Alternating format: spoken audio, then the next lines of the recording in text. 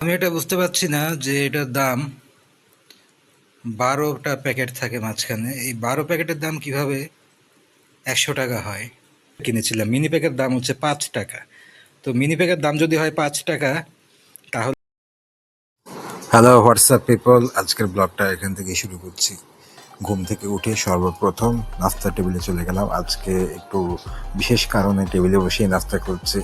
আসলে আমার ঘরে এক হাতে ক্যামেরা ধরে আরেকদিকে প্লেট, আরেকদিকে বিড়ালগুলো এত বেশি ডিস্টার্ব করে, এত বেশি এক্সাইটেড হয়ে যায় সকালবেলা নাস্তার টাইম হলে, খাওয়াটা খুব বেশি কঠিন হয়ে যায়। তাই আজকে ঠিক করেছি যে টেবিলে বসেই খাবো। আর কি যেন একটা সমস্যা ছিল, নর্মালি আমি টেবিলে বসে নাস্তাটা করি না এই বিড়ালের জন্য। আজকে বাধ্য হয়ে হয়তোবা এই ক্যামেরাটা ধরার জন্যই বলতে গেলে সকালবেলা নাস্তাটা আজকে টেবিলে বসেই করেছি। তো আব্বু আমাকে ডাক দিয়ে নাস্তা নিজে খাওয়া শুরু করে দিয়েছে, তারপরে আমি এসে জয়েন করেছি। আমি প্রথমে ঘুম থেকে উঠে একটু ফ্রেশ হয়ে নিলাম, তারপরে খেতে খেতে বসতে বসতে আমার একটু লেট হয়ে গেছে। কোনো মতো একটু খাওয়া দাওয়া শেষ করে হালকা পাতলা, আগে থেকেই বলেছি একটা কথা, আমি সবসময় বলি যে এই নাস্তাটা আমার কাছে খুব একটা পছন্দ না। যদি কোনো ডাল বা ভাজি বা এমন কিছু দেয়া হতো সঙ্গে, তাহলে আমার গলা দিয়ে ঢুকে। আমি খাবার খেতে গেলে শুকনা খাবার, খুব ড্রাই খাবার যেগুলো খুব সহজে আমার গলায় আটকে যায়, সেগুলো আমি সহজে খেতে পারি না, আমার গলায় সমস্যা হয় এবং খুব বারবার বারবার পানি খেতে হয় খাওয়ার মাঝখানে। আর আরেকটা ব্যাপার হচ্ছে, আমার ঘরে চেয়ারে বসে খেতে গেলে সামনে পানির বোতলটা পর্যন্ত রাখা যায় না, এবং বিড়াল এত বেশি ডিস্টার্ব করে যে পানির বোতলটা ধাক্কা দিয়ে যে কখন ফেলে দেয় তার কোনো ঠিক নাই। এমনকি আমার হাত থেকে ফোনও ফেলে দিয়েছে কয়েকবার। তো ওই জন্য আজকে ঠিক করেছি যে টেবিলেই বসবো। কিন্তু রেগুলার বসতে পারবো কিনা জানি না, কারণ সকালবেলা যে ধরনের কাজগুলো করে টেবিলে বসার মতো অবস্থা থাকে না, কারণ খুব বেশি তীব্র রান্না বান্না হয় এখানে, এবং প্রচুর পরিমাণ ঝাঁজ আটকে থাকে চুলার। আটকা জায়গার মধ্যে ফ্যান থাকে বন্ধ, মানে খুব বেশি সমস্যায় পড়ে যায়। এখানে বসে আসলে খাওয়া আমার পক্ষে সম্ভব হয় না। এরকম বিভিন্ন কারণে আমি আসলে ঘরে বসেই খাই। আর বড় একটা রাত যখন চলে যায়, বিড়াল সকালবেলা এত বেশি এক্সাইটেড থাকে যে ওরা কোনো বাঁধ মানতে চায় না।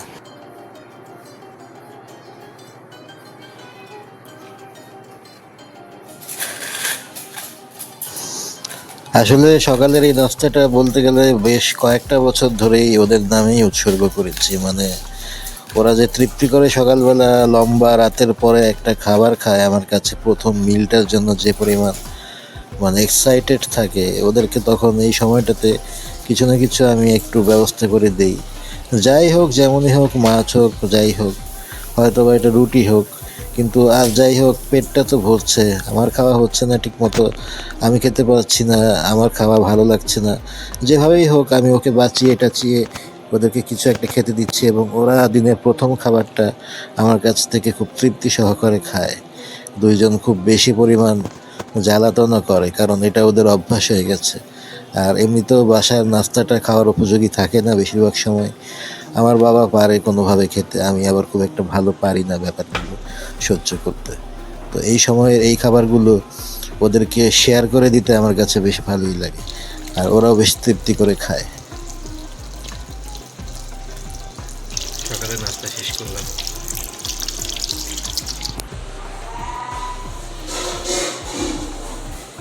নাস্তা শেষ করেছি, এখন আব্বু বাথরুম থেকে বের হলে তারপরে চা খাবো।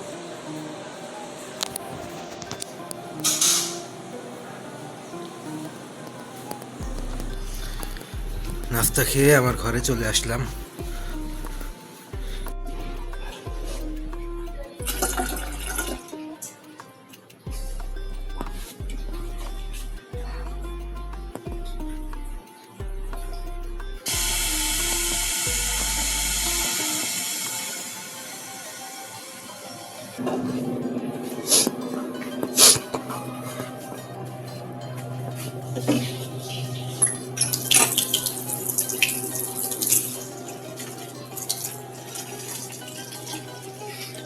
এই কলটা বছরে 12 মাসের মধ্যে 11 মাস 20 দিন বন্ধই করে রাখা হয়, বেশিরভাগ সময় স্পিড কমিয়ে রাখা হয়। এই আজকে কালকে শুক্রবার ছিল, হয়তো বা শুক্র ছবি ছিল, ছুটির দিন ছিল, বা যে কোনো কারণেই হোক স্বাভাবিক একটা স্পিড দেওয়া হয়েছে। এখন হাত ধোয়া যাচ্ছে। নর্মালি এটা এরকম থাকে না, এটা তাদের ব্যক্তিগত স্বার্থেই করা হয়েছে কাজটা।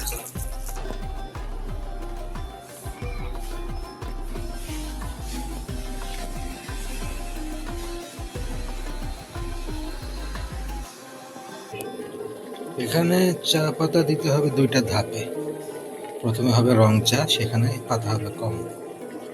পরবর্তীতে আবার হবে দুধ চা, সেখানে পাতা হবে আবার বেশি। তার মানে দ্বিতীয়বার দিতে হবে দুধ চায়ের জন্য, কারণ আমি দুধ চা খাবো, আমার বাবা আবার রং চা খাওয়া শুরু করেছে ইদানিং, তাকে দিতে হবে রং চা।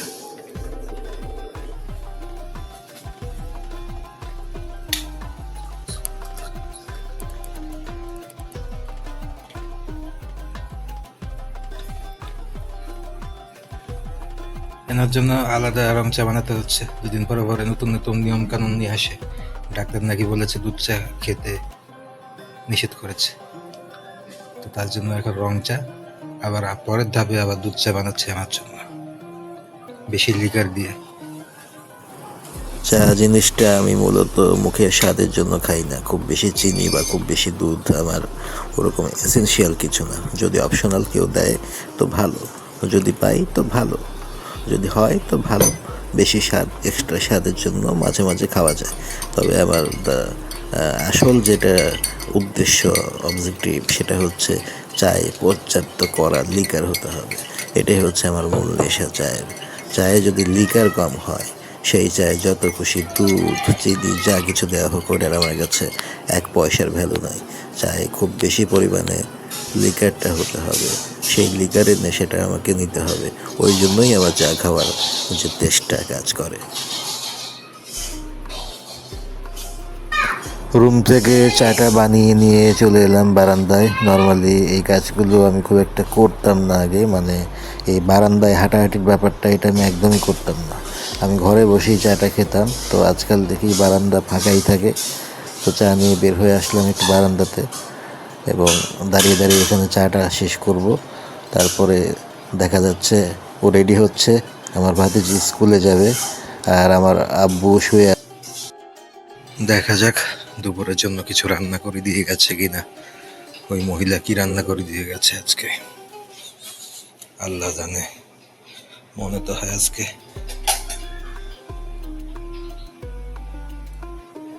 বাঁচাইছে, যতই হোক যাই হোক যেমনই হোক রুই মাছ দেখা যাচ্ছে, ডিম ভাজি করে দিয়ে যায় না অ্যাটলিস্ট।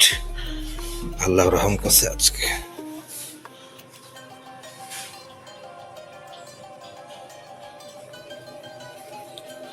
ডিমের কি অবস্থা, আমাদের জন্য তো আবার ভুরি ভুরি ডিম রাখা হয়, আজকে ডিমের কি কন্ডিশন।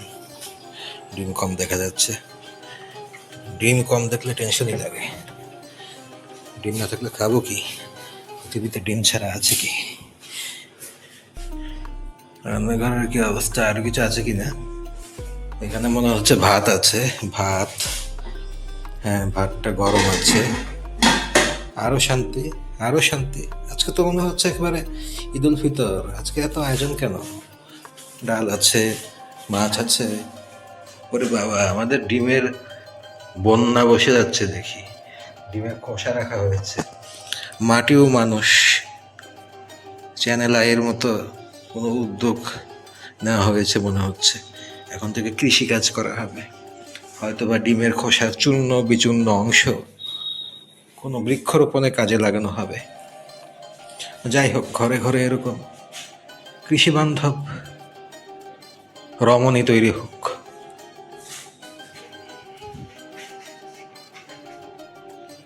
কে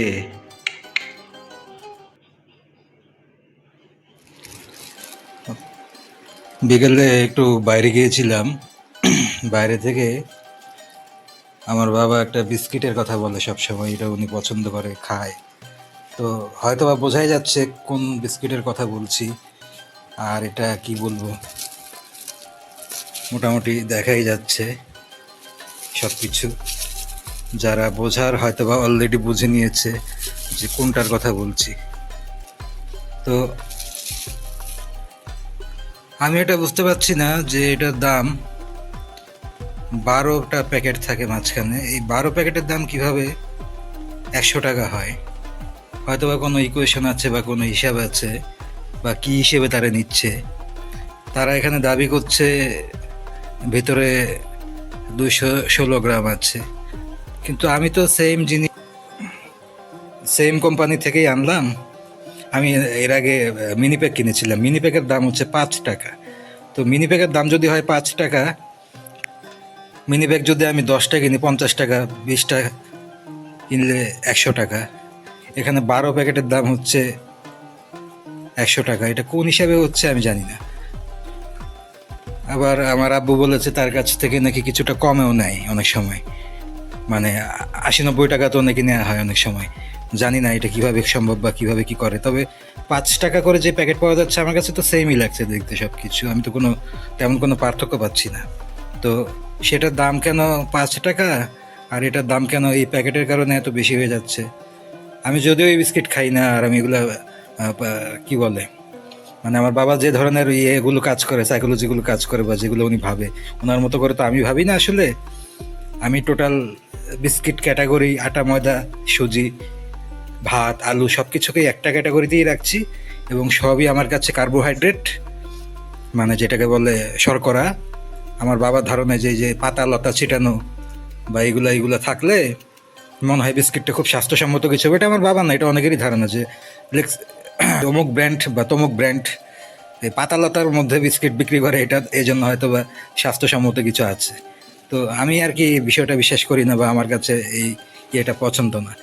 বিস্কিটের মধ্যে আবার সবজি থাকবে কীভাবে, আর এই ফরম্যাটে যদি সবজি আসে এটা আমার গায়ে কাজে দিবে কীভাবে, এগুলো আর কি আমার কাছে ভণ্ডামি মনে হয়। তো যাই হোক, বয়স্ক মানুষ, মুরব্বী মানুষ, এরা এত কিছু বোঝে না। তারা আর কি মনে করে যে এটা সেফ, ডায়াবেটিসের রোগী এ ধরনের সল্টেজ বিস্কিট বা নোনতা বিস্কিট বা মিষ্টিবিহীন বিস্কিট খেলে মনে হয় শরীরের জন্য ভালো। তো আমাকে মাঝে মাঝে বলে ওই বিস্কিটটা আনিস, তো আমি আনি। আমি অনেক সময় মিনি প্যাক অনেকগুলা নিয়ে আসি যদি চাই বা বলে। তো উনি আবার মাঝে মাঝে দেখি প্যাকেটও আনে, বড় প্যাকেট। আমি কখনো দাম টাম ধরে দেখি না বা কীভাবে কী নিয়মকানুন জানিও না, খেয়ালও করি না। আজকে হঠাৎ করে আমি নিজে দেখলাম, আনার পরে, বাইরে থেকে কেনার পরে আমি গিয়েছিলাম, আমি নিয়ে এসেছি, উনি এটা খায় রেগুলার। এখন দেখছি যে এরই অবস্থা। তার মানে 5 টাকায় যে পাওয়া যাচ্ছে বাজারে, আমার হিসেবে তো ওইটাই লাভ। এটা আমি পরবর্তীতে মিলিয়ে দেখলাম দোকানে গিয়ে, যে 5 টাকারটাতে থাকে 16 গ্রাম, আর এই প্যাকেটের ভিতর যেটা থাকে সেখানে থাকে 18 গ্রাম। আমি জানি না 2 গ্রাম কি কতটুকু ওজন, বা একটা মুড়ির সমান নাকি ভাতের সমান, বা 2 গ্রামে কি হেরফের হয়, একটা বিস্কিটের ওজন কি 2 গ্রামের মতো হয় কি না, নাকি আরও বেশি হয় জানি না। এটা কি দিয়ে 2 গ্রাম বাড়িয়ে দিল তারা, আর কেনই বা এরকম দামের পার্থক্যটা? তো এই বিস্কিট নিয়ে আপনাদের কি ব্যক্তিগত মতামত অবশ্যই কমেন্ট করে জানাবেন, এবং আজকের ব্লগটা এখানেই শেষ করছি। এই ব্যাপারটা শেয়ার করলাম, এবং আপনারা যারা এই বিস্কিট খেয়েছেন আপনাদের কাছে কি মনে হয়, এর দামের হেরফেরটা কীরকম, এবং এটা অ্যাকচুয়ালি কি, আপনারা আপনাদের অভিজ্ঞতাটা আমাকে জানাবেন। আজকের মতো এখানেই শেষ করছি, পরবর্তী ব্লগে আপনাদের সঙ্গে আবার দেখা হচ্ছে।